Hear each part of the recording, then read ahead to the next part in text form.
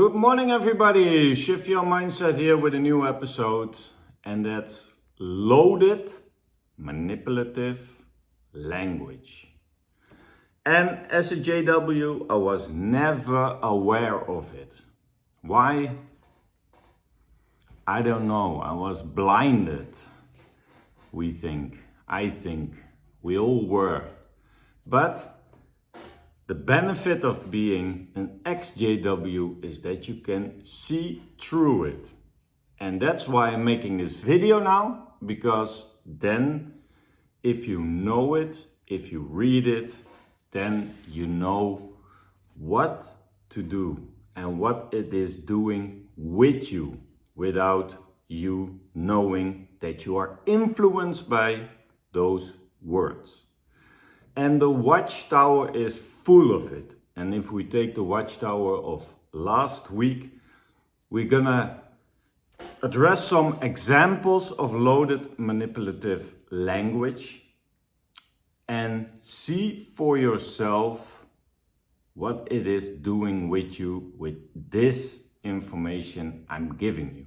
So if you are PMO or you just left the organization, it's proof that you are influenced by words. Words can hurt. Words can give you an emotional reaction. But words can also manipulate your mind. So critical thinking is important. It's important to start with that and doing your research, and that this kind of videos are out in the open and that you can make up your own mind. Because it's all about commitment. We know that. In the Watchtower magazines, it's always with commitment, about commitment. The first sentence is, you must love Jehovah. You, capital letters. And you think, oh, it's to emphasize that it's about me. No. You, capital letters, must love Jehovah, we know, with your whole heart, with your whole soul, with your whole strength, with your whole mind, whole. But we start with use, of you in uppercase. Emotional trigger. Why? Because I have the personal responsibility. It's not about the group. No, it's about me personal. I have a personal responsibility. I have a obedience relation to Jehovah. So they make it personal. They address it, you personally. And then you don't want to fail. So it's a burden they put upon you without you maybe even realizing it. But that's you in uppercase. If we go to the whole mind, whole heart, whole strength, etc., it's whole. It's not partial. You can't worship God part-time. You can have a part-time job, of course, because we don't want you to make a lot of money. But being a Jehovah's Witness is no part-time job. It's whole. It's 100% full-time and even more. So we can't have a partial commitment.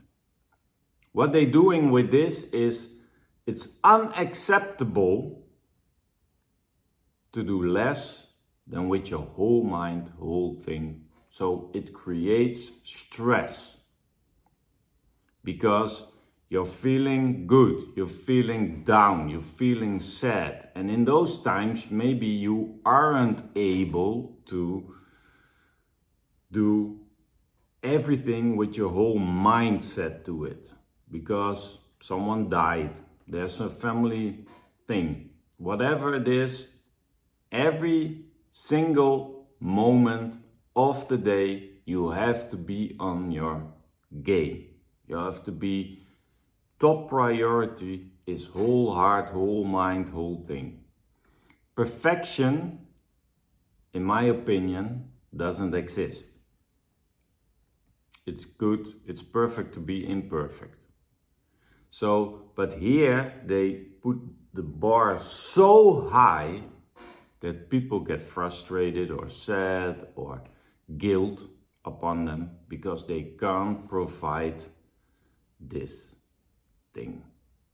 They can't be 100% all the time. And then you get that feeling that I failed Jehovah and that I'm not gonna survive Armageddon, and you're gonna drink a lot and you can pop some pills for your anxieties. But this first paragraph is already full of manipulative language, loaded language.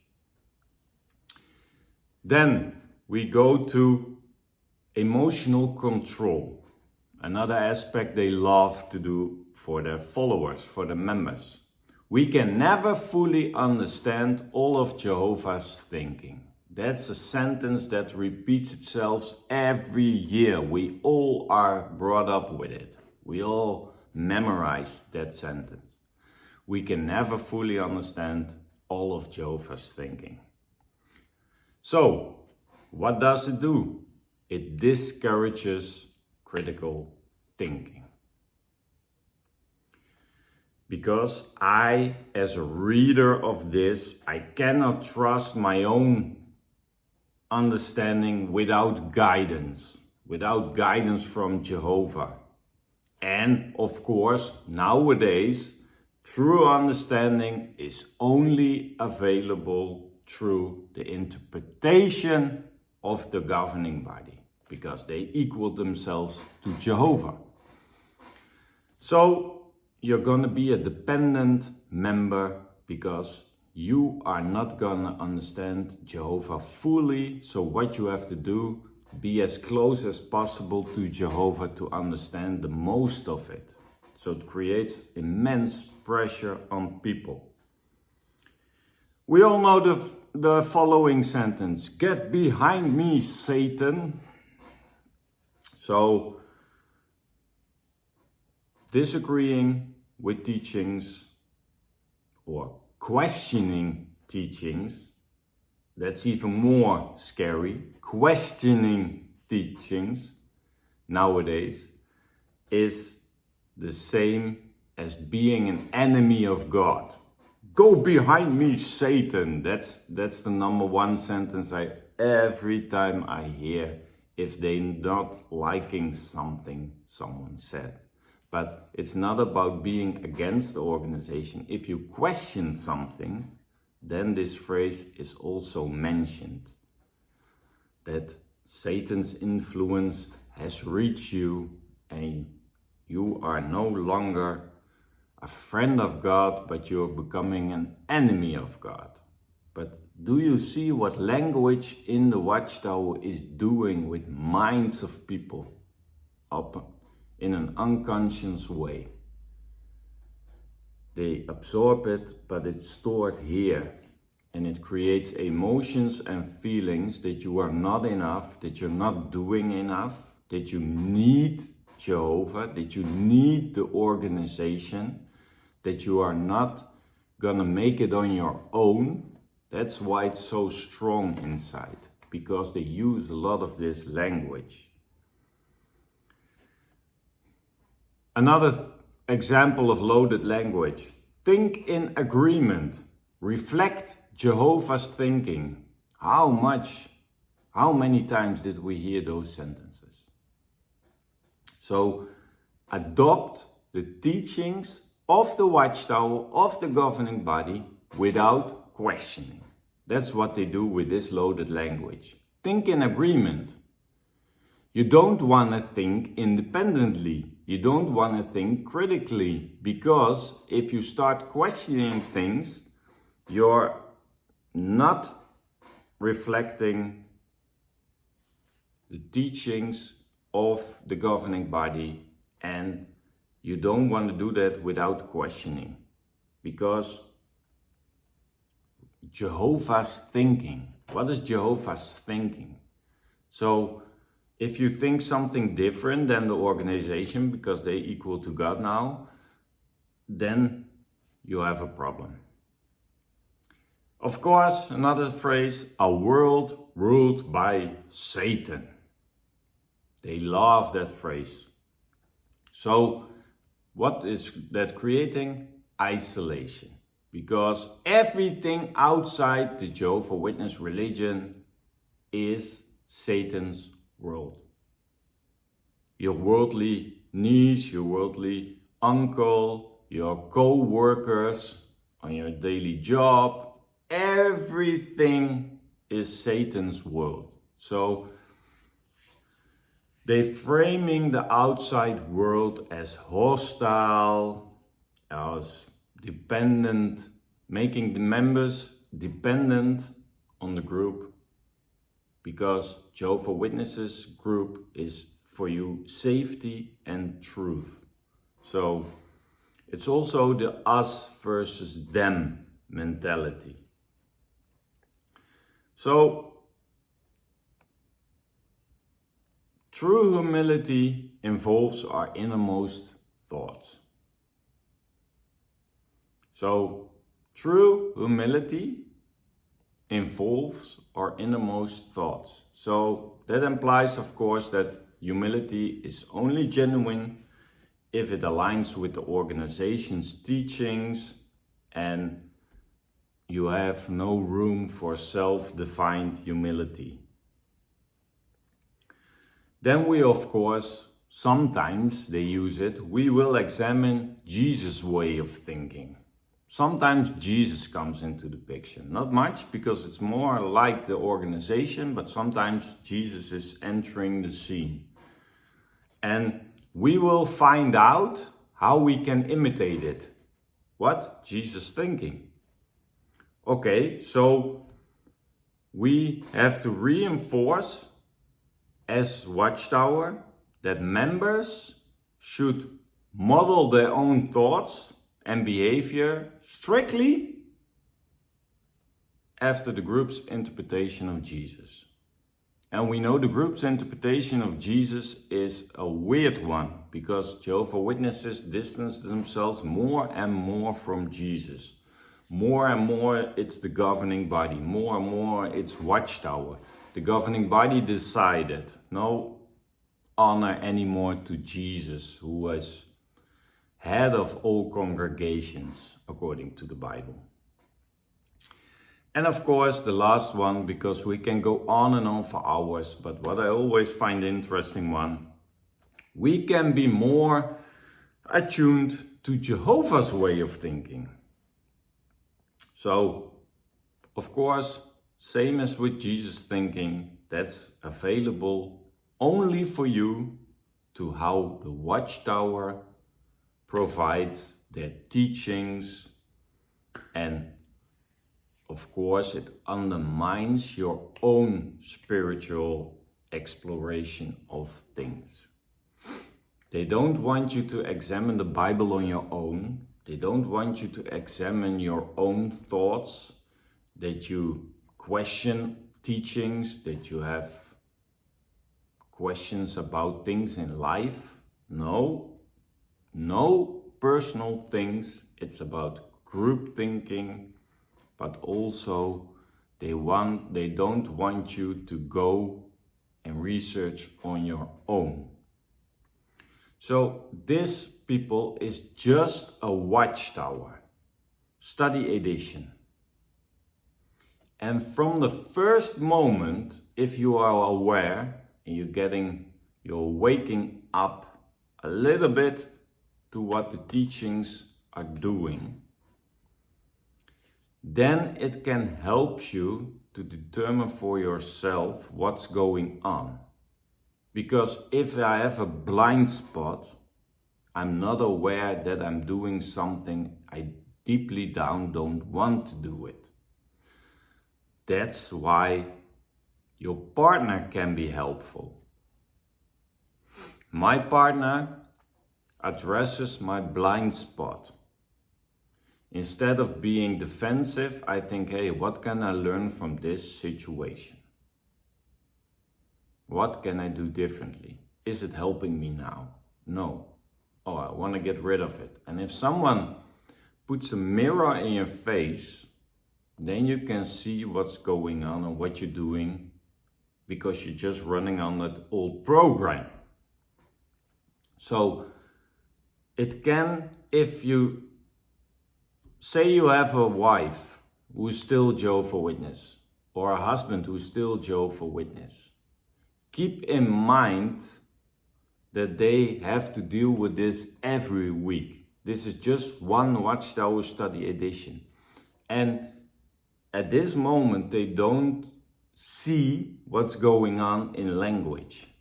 They just absorb it, and that program is, this language is feeding the old program of how to think, what to do.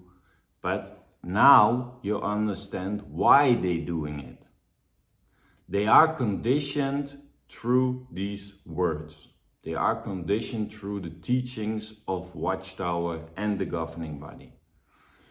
They're creating a dependence on the group. They create a dependence on the group thinking. They create dependence on an authority, some old man who put themselves in that position that they are an authority.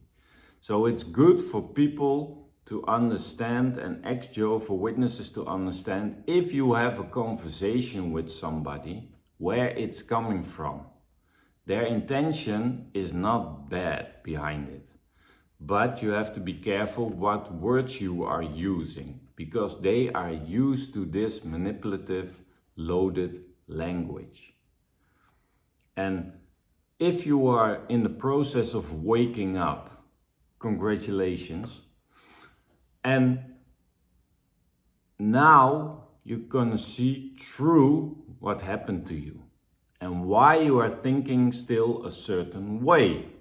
And if you know the problem, you're already halfway your recovery, because it's important to see what's going on, because if you see what's happening and what's going wrong, then you can change it, then you can fix it. Then you can say, hey, now I know why I'm thinking that.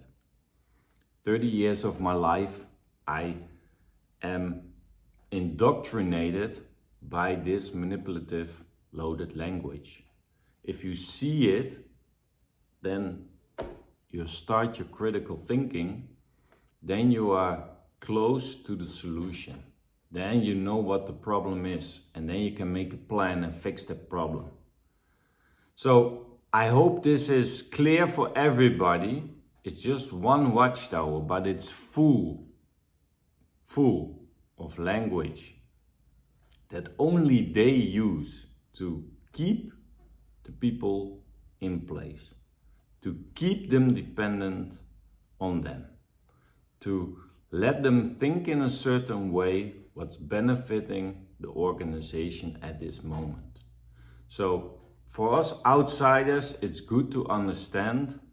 It gives you a little bit of a mirror what you are have to deal with as a Jehovah's Witness week in, week out.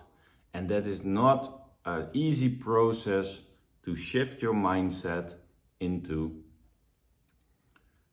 I'm stepping away from the loaded language, I'm stepping away from being manipulated by the governing body to my own free thinking. Because there will be a tug of war in your body. Because the one side wants to go the other way, to critically think, to think for yourself, to feel what feels best for you. And the other hand, someone is pulling the ropes, and that's that old personality of you. That old Jehovah's Witness personality that wants to keep you safe. But it's not safe because it's prison, but he wants you to keep you in what you know. And the other thing, to start critically thinking yourself, to feel what feels best for you, where you get your joy from, and doing that is scary because it's new. It's like you're taking a step into the abyss, and your mind wants to keep you safe in that old place. But take that step into the abyss. Follow your feeling, even if it's scared. If it's scared, it's a good sign that you're on the good way, because then you are following your true self, your heart, your feelings. And you will see, you think there's a monster under your bed if you do such things. You think you're gonna die or you're gonna be destroyed in Armageddon. That kind of nonsense. But that's your old prison in your mind that wants to keep you there. But there is no monster under your bed. So call that bluff. Someone wants to keep you there, but you want to go there. Call that bluff and take that step, and you will see your life will change drastically. So people, thank you for listening. Loaded manipulative language. Once you see it, you can't go back. So I hope everybody sees it, what kind of language they're using and how they use it to keep control over you. But take control over yourself. Take control over your own life, and things will go better. Thank you for watching. We see each other on the next episode.